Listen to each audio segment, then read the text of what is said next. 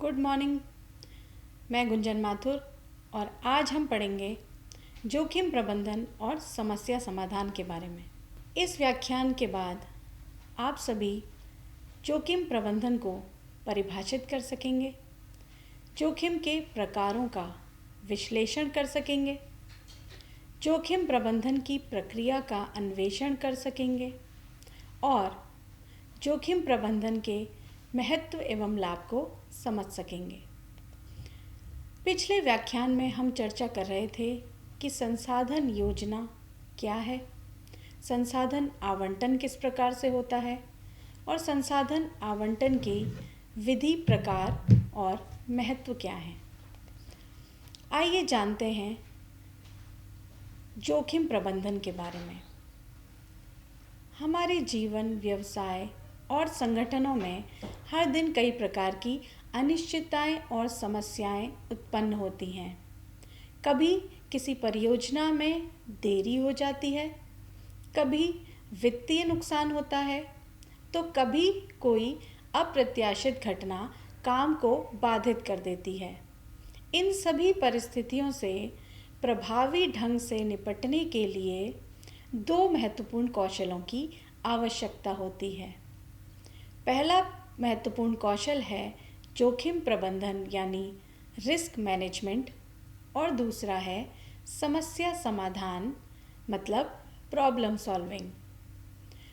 जोखिम प्रबंधन एक ऐसी प्रक्रिया है जिसके माध्यम से हम संभावित खतरों को पहचान करते हैं, उनका मूल्यांकन करते हैं और उन्हें रोकने या उनके प्रभाव को कम करने के उपाय अपनाते हैं।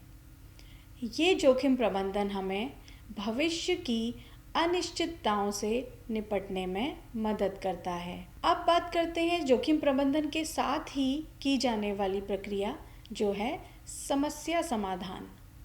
समस्या समाधान वह प्रक्रिया है जिसमें हम किसी विशेष चुनौती या जटिल स्थिति के लिए उपयुक्त समाधान खोजते हैं। इसमें तार्किक सोच यानी एनालिटिकल क्रिटिकल थिंकिंग, विश्लेषण यानी एनालिसिस, रचनात्मकता यानी क्रिएटिविटी और निर्णय क्षमता डिसीजन मेकिंग कैपेबिलिटी की आवश्यकता होती है। इन दोनों प्रक्रियाओं में यानी जोखिम प्रबंधन और समस्या समाधान का सही उपयोग करके हम व्यक्तिगत और व्यावसायिक जीवन में आने वाली कठिनाइयों को प्रभावी रूप से निपट सकते हैं और सफलता की ओर आगे बढ़ सकते हैं। तो आइए जानते हैं कि ये जोखिम प्रबंधन क्या होता है। रिस्क मैनेजमेंट यानी जोखिम प्रबंधन एक ऐसी प्रक्रिया है जिसमें संभावित खतरों की पहचान, उनका मूल्यांकन और उन्हें नियंत्रित या फिर न्यूनतम करने की रणनीति बनाई जाती है। इसका उद्देश्य नुकसान को कम करना और अनिश्चितता को प्रबंधित करना होता है। उदाहरण के तौर पे किसी कंपनी में उत्पादन के समय मशीन खराब हो जाए तो यह एक जोखिम है। निवेश में घाटा हो जाना भी एक जोखिम है और मौसम के कारण फसल का नष्ट हो जाना भी एक जोखिम है। तो जोखिम प्रबंधन केवल एक तकनीकी प्रक्रिया नहीं है बल्कि एक दृष्टिकोण है जिससे हम भविष्य की अनिश्चितताओं को समझकर उन्हें नियंत्रण में रखने की कोशिश करते हैं। यह न केवल संगठनों के लिए बल्कि व्यक्तिगत जीवन में भी बहुत आवश्यक है। तो आइए जानते हैं जोखिम के प्रकार के बारे में। जोखिम प्रबंधन में विभिन्न प्रकार के जोखिमों की पहचान की जाती है ताकि उन्हें समय रहते रोका जा सके, कम किया जा सके या फिर संभाला जा सके। कुछ प्रमुख प्रकार के जोखिम हैं। पहला जोखिम है वित्तीय जोखिम। पूंजी या नकदी के प्रवाह से संबंधित जोखिम जैसे बाजार जोखिम, ऋण जोखिम, मुद्रा जोखिम, निवेश जोखिम आदि। जब किसी कार्य में नकदी का लेन देन या फिर उससे संबंधित कोई प्रक्रिया होती है तो उस कार्य के जोखिम को वित्तीय जोखिम के अंतर्गत रखा जाता है।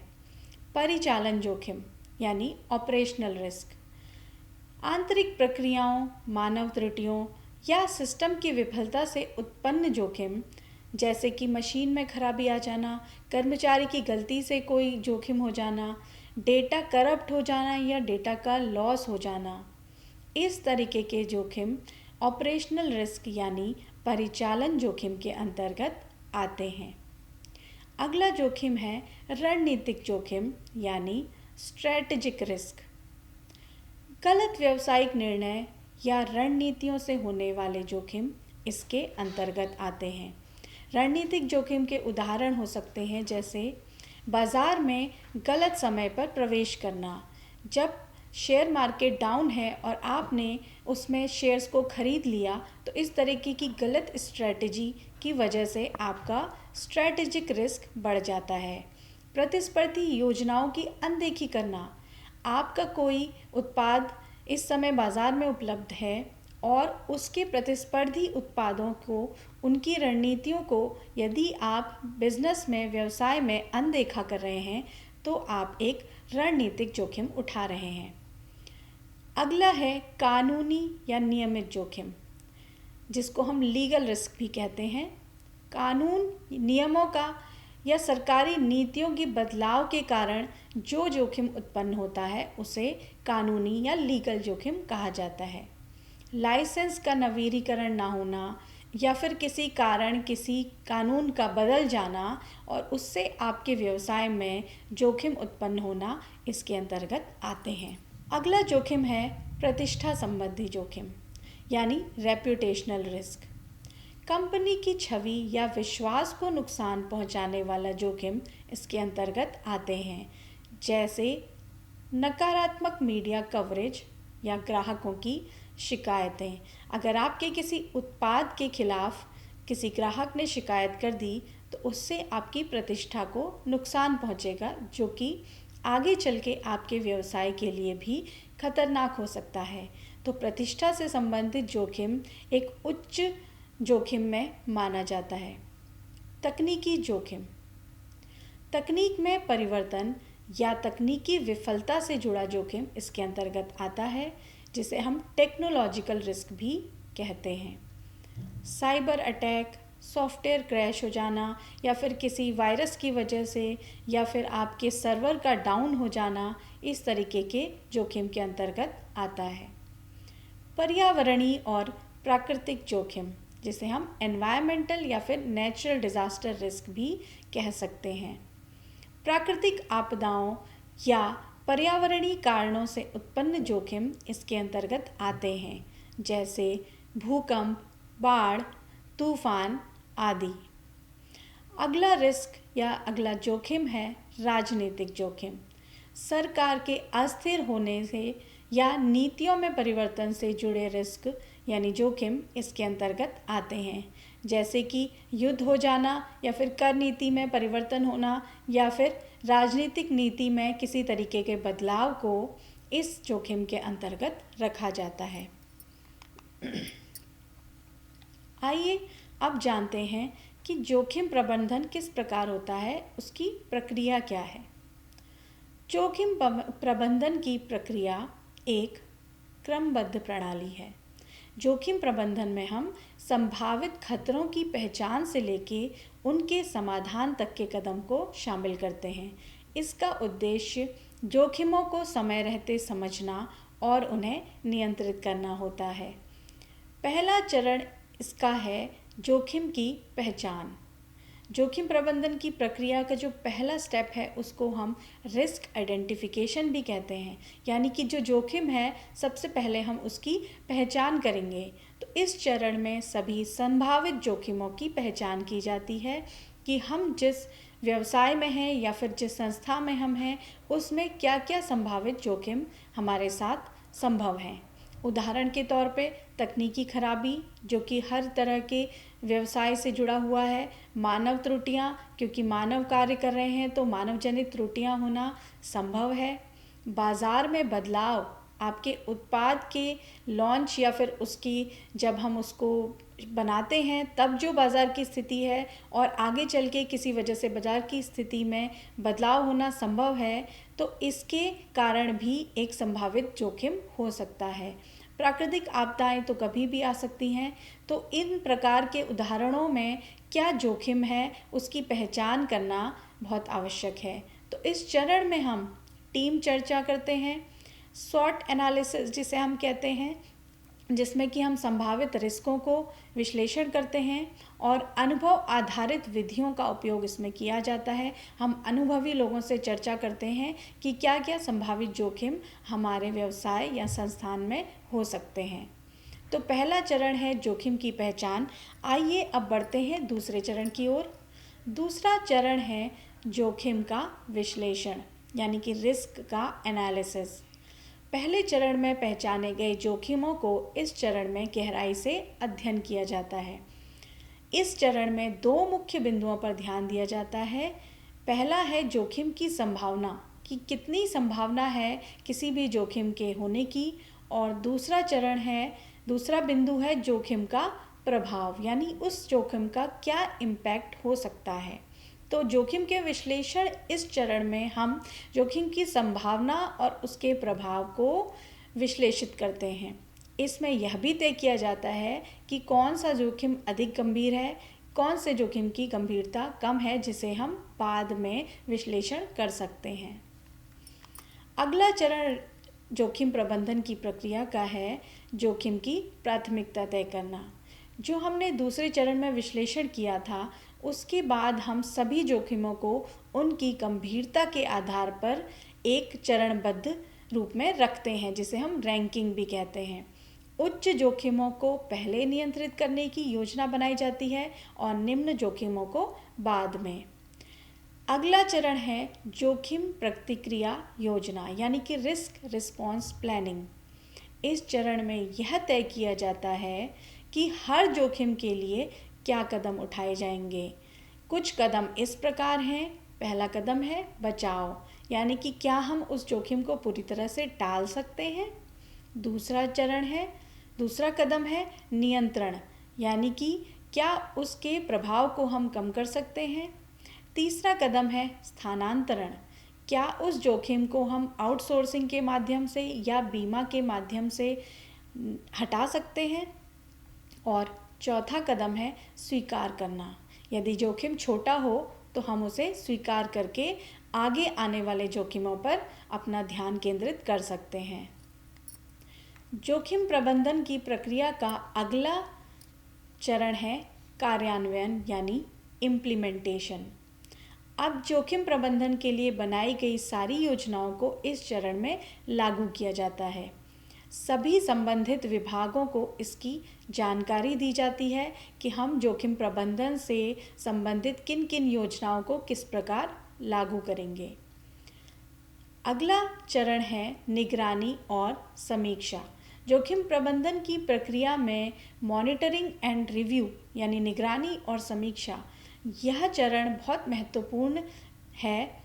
इसमें हम समय समय पर जोखिमों की स्थिति की निगरानी करते हैं और यदि कोई नया जोखिम सामने आता है या फिर जो योजना हमने बनाई थी वह हमें प्रभावी नहीं लग रही है तो बदलाव किया जाता है। तो निगरानी और समीक्षा की यह प्रक्रिया निरंतर चलती रहती है। इस प्रकार हम जोखिम का प्रबंधन करते हैं। आइए अब जानते हैं जोखिम प्रबंधन का क्या महत्व है। जोखिम प्रबंधन हमें बहुत महत्वपूर्ण रूप से किसी भी संस्था को चलाने में मदद करता है। इसका पहला महत्व है कि यह हमें अनिश्चितताओं से सुरक्षा प्रदान करता है। जोखिम प्रबंधन हमारे संस्थान के लिए बहुत ही महत्वपूर्ण है क्योंकि इसमें संभावित खतरों को पहले ही पहचान कर उनके प्रभाव को कम करने पर ध्यान दिया जाता है। किसी भी आकस्मिक स्थिति से निपटने के लिए हम पूर्व में ही तैयारी कर लेते हैं। जोखिम प्रबंधन का अगला महत्व जो निकल कर आता है वह है बेहतर निर्णय लेने में हमारी मदद करना।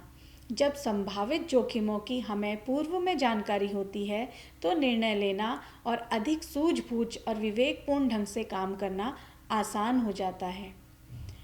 जोखिम प्रबंधन संसाधनों का प्रभावी उपयोग करने में हमारी मदद करता है। समय, धन और जनशक्ति जैसे संसाधनों का कुशल उपयोग सुनिश्चित किया जा सकता है, क्योंकि अनावश्यक नुकसान से हम बच सकते हैं यदि हमने पूर्व में जोखिम प्रबंधन किया है। जोखिम प्रबंधन लक्ष्य प्राप्ति में सहायक है। जोखिमों को नियंत्रित कर कार्यों को समय पर निर्धारित और गुणवत्ता के साथ पूरा किया जा सकता है। जोखिम प्रबंधन संगठन की साख और भरोसे को बढ़ावा देने में महत्वपूर्ण कदम निभाता है। जो संगठन जोखिमों को सफलतापूर्वक प्रतिबंधित करते हैं, वे अपने ग्राहकों, निवेशकों और कर्मचारियों के बीच अधिक भरोसा अर्जित करते हैं। जोखिम प्रबंधन कानूनी और नियामकीय अनुपालन में भी एक महत्वपूर्ण कदम निभाता है। जोखिम प्रबंधन कई बार नियामकीय आवश्यकताओं का पालन सुनिश्चित करने में सहायक होता है, जिससे कानूनी जटिलताओं से बचा जा सकता है। आइए अब जानते हैं कि यदि हमने पूर्व में ही जोखिम प्रबंधन किया है तो इससे हमें क्या लाभ होंगे। सबसे पहले तो हमारे नुकसान में कमी होगी। संभावित हानियों को समय रहते रोका या फिर कम किया जा सकता है। आर्थिक स्थिरता आती है।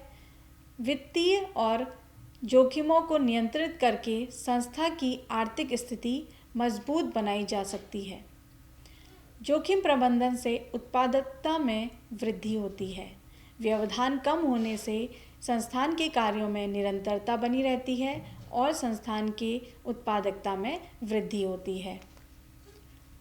जोखिम प्रबंधन रणनीतिक योजना में सुधार में हमें महत्वपूर्ण लाभ देता है। जोखिम विश्लेषण से रणनीति अधिक यथार्थवादी और व्यवहारिक बनती है। जोखिम प्रबंधनों के साथ हम नए अवसरों की पहचान कर सकते हैं। कई बार जोखिम प्रबंधन से नए व्यावसायिक अवसरों का पता चलता है। इस प्रक्रिया के अंतर्गत हम अपने सभी कार्यों को सफलतापूर्वक निर्वहन कर सकते हैं। इस व्याख्यान के अधिगम परिणाम कुछ इस प्रकार हैं। इस आज के व्याख्यान में हमने सीखा कि जोखिम क्या होता है और यह किसी भी संगठन या परियोजना के लिए क्यों महत्वपूर्ण होता है। जोखिम की पहचान और जोखिम प्रबंधन की प्रक्रिया क्या होती है और जोखिम प्रबंधन करने के क्या लाभ हैं।